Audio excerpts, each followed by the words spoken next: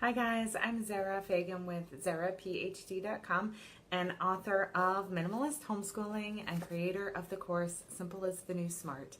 And I'm here today with tutorial number 3 in my series. So if you haven't yet watched tutorial number 1 or tutorial number 2, you might want to go back and look for those. But today I'm going to jump right in with some baby steps for starting to minimalist homeschool in your own home. Small things you can do right now that will make a big impact. So number 1, stop hoarding.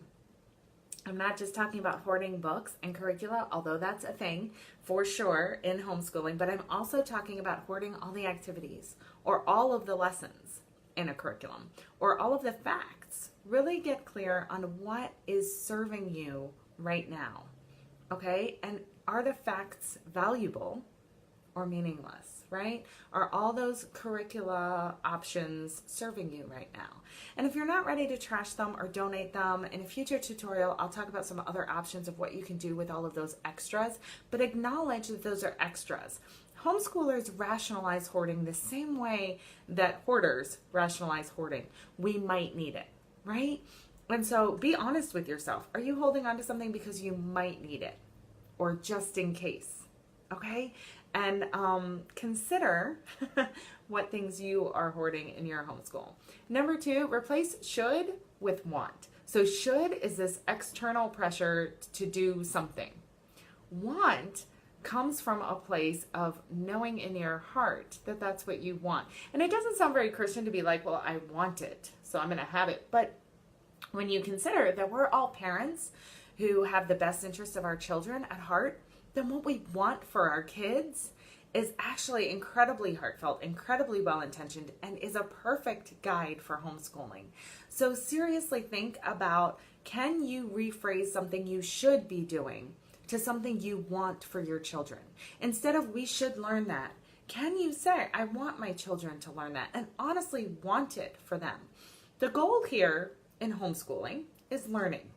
Don't overthink it. Don't overcomplicate it with how you should be learning it or what you should be learning. The goal is learning, okay? So can you say that you want this for your child, that you want this for their education? Replace should with want. Okay, number 3 today is to change your expectations. And this goes along with that.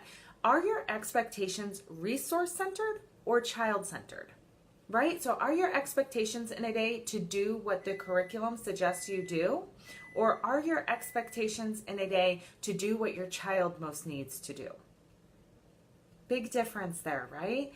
If we change our expectations to meeting our child's needs and loves, then we totally simplify our homeschool because your child needs and loves a certain specific number and amount of things right now. The curriculum, however, may not be in alignment with that at all and may provide all sorts of things for you to do that your child may not necessarily need or love right now. So change your expectations from being resource-centered to being child-centered and meet the needs and loves of your child, not the prescription of your curriculum.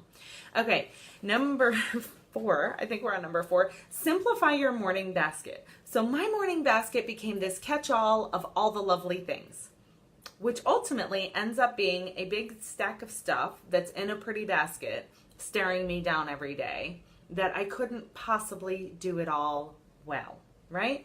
So if your morning basket has become a catch-all of all the lovely things, narrow it down to 3 or 4 of the most lovely things right now.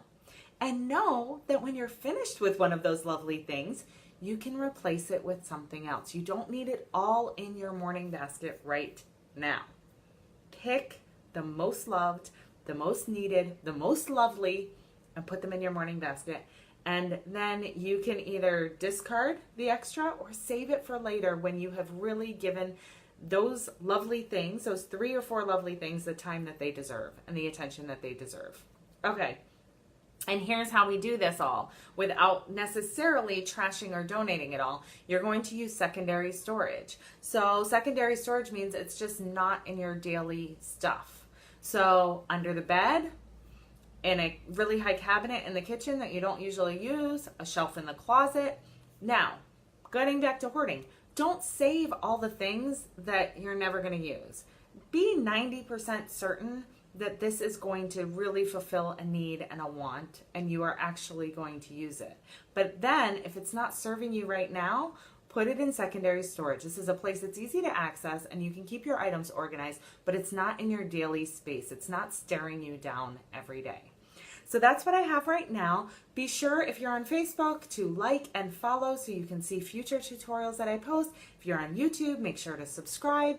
And everyone should go over and join our Facebook community, which is Minimalist Homeschooling with Zara, PhD. And that's at facebook.com/groups/Minimalist Homeschooling Zara, Z-A-R-A.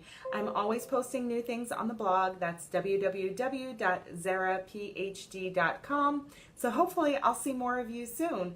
Leave a comment, share it with friends, and I am wishing you all the simple things. Bye-bye.